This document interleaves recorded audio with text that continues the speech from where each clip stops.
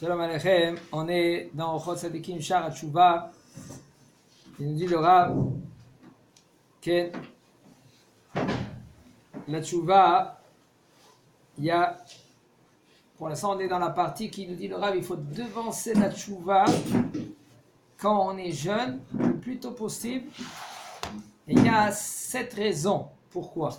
Maintenant on est encore dans la première raison. Il nous dit le Rav, il faut savoir que Apoalim Atzalim Zeu Adam Shiesh Bo Midat Atzlut. Un homme que lui qui l'a, il faut savoir, il y a des qualités, il y a des défauts, et une des défauts qu'un homme qui peut avoir, que ça empêche la tchouva, c'est la atzlut, la paresse. Ça c'est grave. Comme on dit dans Shir HaShirim, Kol Dodi Dofek. Qui c'est qui tape? Dodi c'est qui? Dodi dans Shir HaShirim, c'est Kadosh Baruch Hu, il tape. Et Kadosh Baruch Hu, il dit, mon fils, je suis là. Et qu'est-ce qu'il répond? Il est bâti.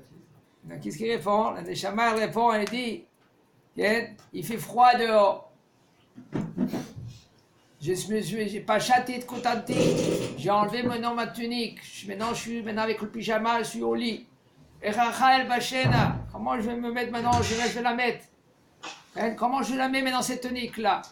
Cette tunique, il fait froid. J'ai enlevé mes souliers. Non, mais comment maintenant mes pieds vont se salir? Tout ça, c'est quoi? La paresseux, la paresse. Le bonhomme, il est atzlan. Et ça, un homme, mais il va te dire, mais non, le bonhomme, moi, Baruch Hashem, je ne suis pas atzlan, je ne suis pas paresseux. Moi, je suis rapide, tu verras. Là, il faut savoir, je suis rapide. Mais des fois, il est rapide, il est costaud, ça va, c'est le premier, il est là, mais il est paresseux dans la tête. Il ne veut pas trop réfléchir. Par exemple, dans son limoud, il va étudier, il est inerte. Question, réponse, calme.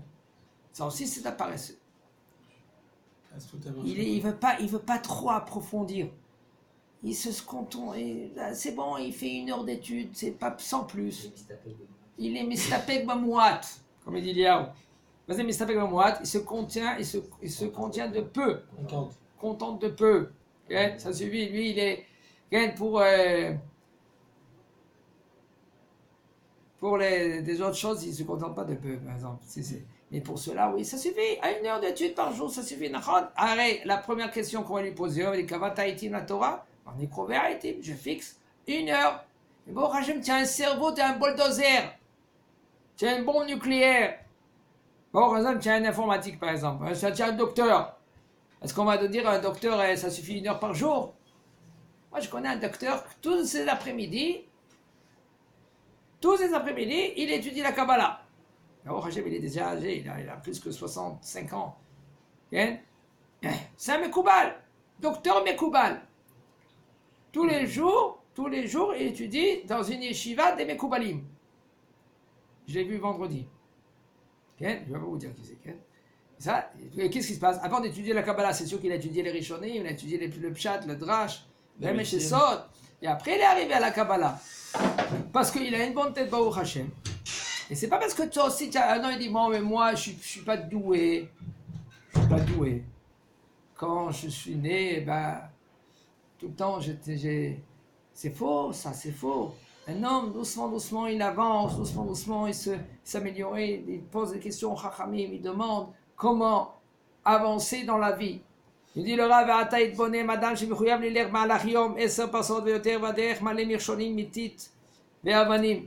ויש ליסטים ורוצחים באותו הדרך, והוא צריך ללכת על כל פנים, כי כן ציווה לו המלך, ולא יוכל לדחותו כמה שצריך האדם להקדים בבוקר ולעקום מותניו בזריזות, וללכת מהירות.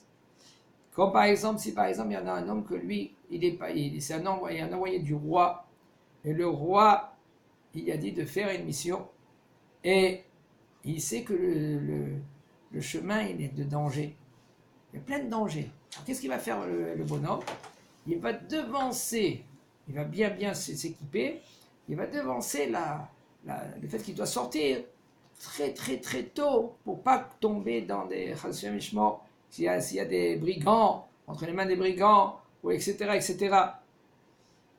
ויש ליסטים ורוצחים עדי המוצר ללכת על כל פנים ולא יוכל וכולי, ולכן יש להשכים ולהקדים לעבודת הבורא. C'est pour cela, comme tu maintenant toi, tu sais que צופה רשע לצדיק ומבקש לאמיתו.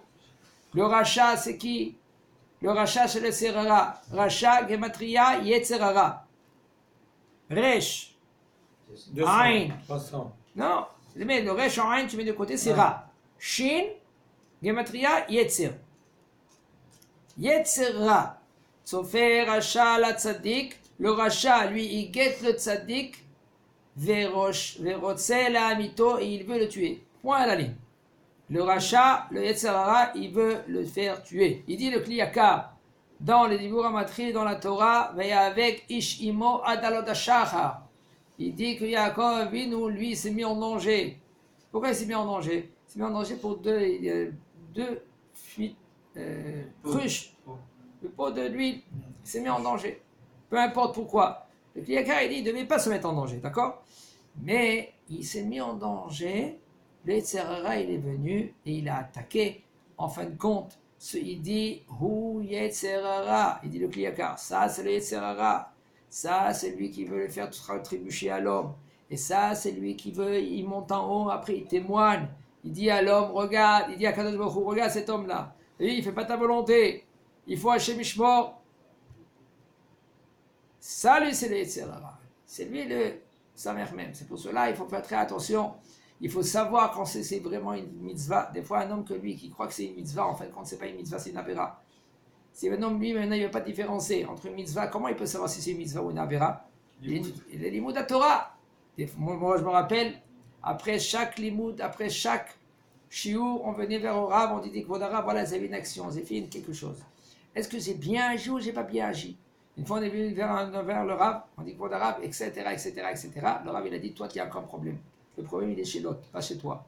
Toi, tu t'es bien comporté. C'est pas qu'il est venu maintenant te consoler, non. Parce qu'on cherchait, un homme qui vient chercher la vérité, quand beaucoup lui donne la vérité. Et si c'est ta faute, c'est-à-dire, on fait le chouva, on se remet en question, etc. On arrête, sauf, on va rendre des comptes. C'est mieux de leur rendre des comptes ici dans ce monde-là, qu'après 120 ans. C'est un homme. Les autres Hachem. Il dit, ואפילו שיעשה כל יכולתו להשיג רק מעט מן המעלות, כמו שאמרו רבותינו זכרם לברכה, כי הוא ידע יצרנו, כן? משל למד למלך שנתן שדה לעבדיו ואמר להם לעובדיו ולשומרה, il dit au Rav, regardez. Par exemple, il y a un parabole. Un roi qui a donné à ses esclaves un champ.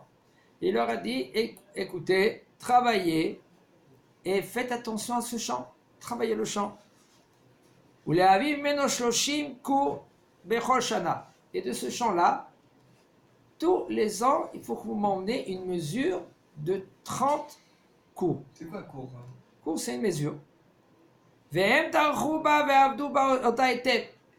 Et ils se sont fatigués pendant cette année-là bien.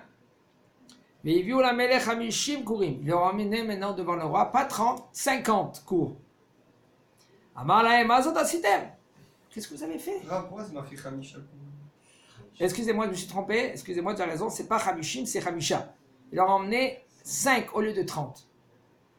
Et il a dit, qu'est-ce que tu as fait, Kvod Harav? Qu'est-ce que vous avez fait? Au lieu de m'emmener maintenant 30, vous m'emmenez 5. Amolo, ils lui ont répondu, Adonenu Amelech, Hasadeh Shenatata lanu Ziburit. Le champ que vous m'avez donné, il est caillou. Ziburit, c'est le troisième niveau. Il y a Benonit, De mauvaise qualité. il y a Idit. Idit, c'est la plus qualité. Il y a Benonit, c'est la moitié, moyenne. Et Ziburit, c'est là qui est pleine de cailloux. Alors, le monsieur le roi, vous avez donné un terrain plein de cailloux. Et nous, on a travaillé le champ de toute notre force. Et maintenant, qu'est-ce qu'elle a donné cette terre-là? Elle a donné 5 coups au lieu de 30.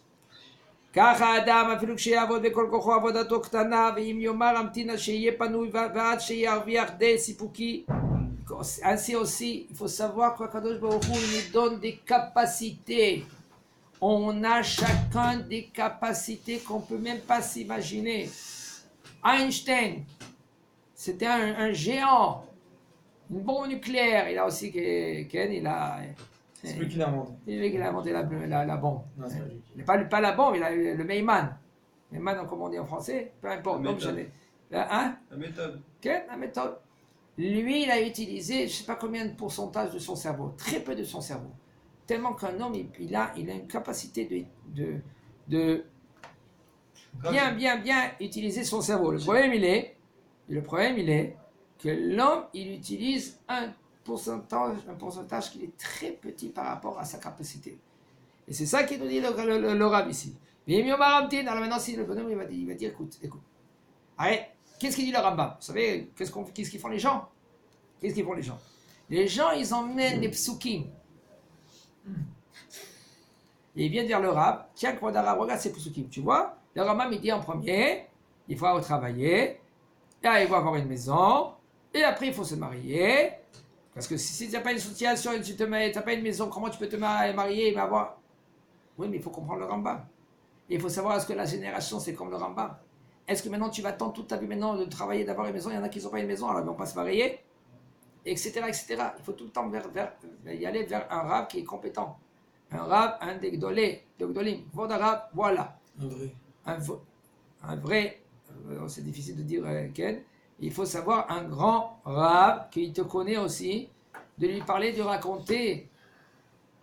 Et que le Rav, il te dirige, il te dit comment te comporter. Il ne faut pas attendre maintenant que le bonhomme, là, il aura une situation, et comme il dit le Rav, regardez. Ve'im yomar, si l'homme, il va dire, Amtin cheye panui vacher viarda esipuki, ine tirdota olamenam poskot, il va dire le bonhomme comme ça. Je vais attendre, comme il y en a qui met une fois, il y a il avait 50 ans, je lui dis, comment ça étudier 5 minutes, 10 minutes par jour. Il me dit, écoute, moi j'ai une méthode. Je vais bien travailler, je vais avoir suffisamment d'argent, mais Hashem, à la retraite, je suis à la Torah. Le bonhomme, il est à la retraite maintenant. Il est déjà plus 10 ans dans la retraite. Il va prier, point à la ligne. Et il s'arrête là. Qu'est-ce qui se passe avec ton étude? Impossible. C'est une Mishnah dans Avot. L'Ercheshne, Efne. Attendez, je vais mettre de côté, Bezat Hashem. Ah, voilà. Altamar, Efne, Eshne. Comme il dit, c'est là, il a dit que ça. Regardez. Il dit le Rav, parce que les embrouilles ne terminent pas.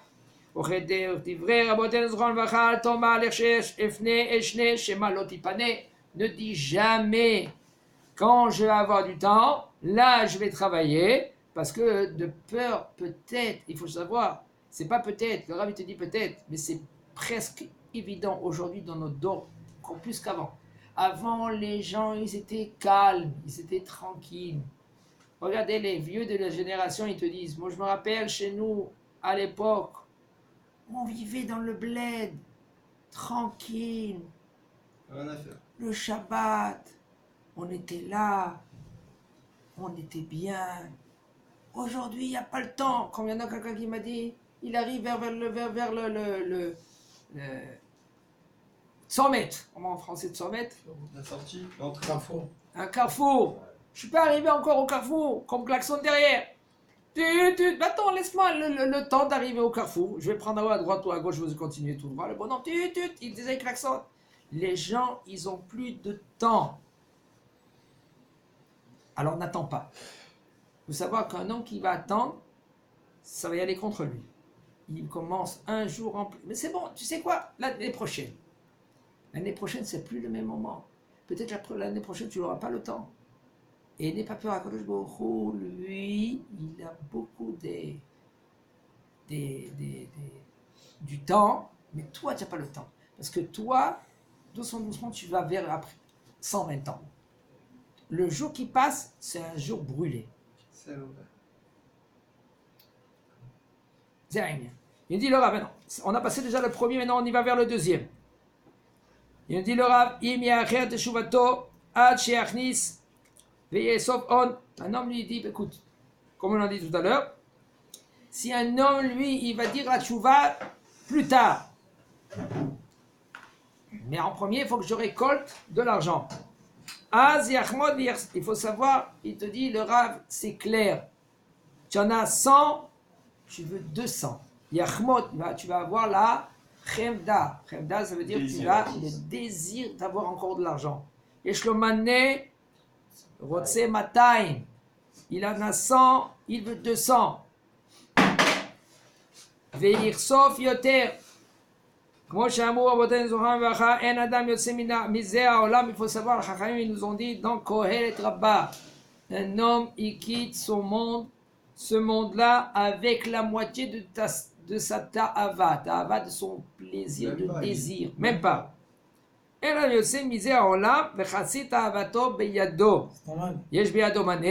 en a 100, c'est clair, il veut 200. C'est-à-dire que même si maintenant l'homme il fait que accomplir ses désirs, il fait que ça, et ben malgré tout, et ben le jour de sa mort, il aura même pas accompli la moitié. Tellement il n'y a pas de. Il y a un homme que lui, regardez, il y a un homme qui était riche. Le jour qu'il est mort, comme il a eu 5 millions, il voulait 2 millions. Il veut toujours double. S'il fait Voilà, toujours ses il désirs. aura la moitié de ce Vas-y, qu'il je le ferai dessus. Regardez, il y en a un riche, Avant de sa mort, il a appelé tous ses enfants. Il était mourant dans son lit. Il allait quitter le monde. Il allait quitter le monde. Tout d'un coup, tout d'un coup, il a appelé tout le monde. Alors tout le monde faisait. Tout le monde venait vers lui. Oui, papy, qu'est-ce qu'il y a? Quoi? Tu veux dire quoi? Il leur a dit une phrase. Si j'avais $100 maintenant, j'aurais mis sous mon coussin. Et c'était. Qu'est-ce qu'il dit, papy? Pourquoi tu dis des choses pareilles? Il voulait faire montrer ce papy-là que quoi, ce monde-là, c'est rien que ta'ava. C'est rien que les désirs. Je veux encore. Si j'avais encore $100, j'aurais mis sous mon coussin. Ça veut dire que cette envie, ça passe pas. Il va mourir, mais il les cache quand même. Il faut savoir, un homme, s'il ne travaille pas ses désirs, il faut savoir, on ne prend rien avec nous. On prend rien. Et dans la tête des gens, c'est quoi? Et il faut que j'achète des maisons à mes enfants. Il faut que je... Et toi, tu n'as pas? Et toi, tu ne penses pas à toi? Ton monde futur, tu n'as pas de ton monde futur? Tu ne penses pas à ton monde futur? Que ton monde futur, après, qu'est-ce que tu penses? Tu crois que tes enfants qui vont... Franchement, je vous dis, je connais une famille. C'est pas une, et pas 10, c'est pas 100. Il y en a comme ces familles-là. Bezat Hashem, après 120 ans, papa, Ken, alors tu vas... Qu'est-ce que tu vas nous laisser? Mais laissez prendre, votre papa, il a envie encore. Pourquoi vous pensez maintenant, qu'est-ce qu'il va te laisser, papa? Ils demandent ça à leur père? Oui. C'est des menaces. Il dit même des fois qu'il y en a qui disent pas clair devant papa, mais ils disent en cache derrière. Tu sais, papa, il a 2 maisons ici, il a... Les gens où ils sont, où est leur tête? Pense pour ton avenir à toi-même. Mets tzedakot, parce qu'il faut savoir quand tu mets toi la tzedaka, qu'est-ce qui se passe? C'est à toi. Le mot noten, ça s'écrit nun taf nun. Quand tu donnes, tu reçois. Tu donnes pas, tu reçois rien. C'est écrit comme ça. Nun taf nun. Ça se lit dans les deux. Et ça se lit des deux côtés. Nun taf nun, nun taf nun. Ça veut dire noten, noten. Tu donnes, on te donne. Ça veut dire quoi? Quand tu donnes à tzedaka, c'est à toi. C'est à toi. Tu donnes à tes enfants. Si tes enfants, comme il a dit Rabbi Resh Lakish, regardez quelque chose d'extraordinaire, il a dit Resh Lakish. Ça ne veut pas dire qu'il ne faut pas mettre de côté. Il faut mettre de côté, il faut savoir comment et combien et à qui. C'est pas dire qu'il faut s'occuper des enfants. Je ne dis pas le contraire, mais il faut savoir comment et quoi. C'est pas que tu mets rien que tout de côté et tu donnes pas. Et toi, tu penses pas ta neshama à toi. Alors il faut savoir ta kapara à toi, les tiens, seulement si tu donnes. Parce qu'il faut savoir, l'argent, ça s'appelle damim. Damim, c'est comme aussi le sang. Et c'est kapara pour toi. La Gemara, elle pose la question, il y avait Matronita qui est venue chez qui? Elle est venue chez Rabbi Akiva. Elle a dit, Rabbi Akiva, si Akadosh Baruch Hu, lui, il est à Kol Yachol, il peut faire tout. Alors pourquoi maintenant il a créé des pauvres et des riches? Qui crée tous qui sont riches. Il a dit, Rabbi Akiva, Akadosh Baruch Hu, il a créé les riches et les pauvres. Les pauvres, pourquoi? Pour qu'il y a, comme ça, les riches, ils auront une kapara. Quand ils donnent aux pauvres, ils ont une kapara. Parce qu'il faut savoir, le fait qu'un homme qui est riche, son isayon, son épreuve, il est plus grand que quelqu'un qui est pauvre. Parce que quand il est riche, il monte, son orgueil il monte, etc. Bézant Hachem, le shiur d'après, je vais vous expliquer, il y a des shiurim dans cela, il y a le nisayon de la richesse. C'est encore plus grave, parce que quelqu'un qui est pauvre, il connaît Kadosh Baruch Hu. Tout le temps, il dit, bon, là, donne-nous, on n'a pas de quoi manger. Alors il est quoi? Il est proche d'Akadosh Baruch Hu. Mais le riche, où il est là? Il dit, Bézant Hachem, j'ai rendez-vous avec toi, Kadosh Baruch Hu, après, à Mincha, d'accord? Comme ça dans sa tête, même qu'il ne dit pas cela. Mais c'est comme ça dans sa tête. C'est pour cela, un homme, lui, quoi? Il faut qu'il se comprend, il sait exactement ses qualités et ses défauts. C'est pour cela, un homme, lui, qu'est-ce qu'il dit, le Rav? Il dit, ici, Gayado Matay, Mitave la Sotarba Meod, Bekar, Omer Akatou, Oev Kesef, Lo Isba Kesef. Donc, c'est écrit, un homme qui aime l'argent, il va être jamais rassasié de l'argent. En דבר כזה. השם ירחם עלינו ויזכנו.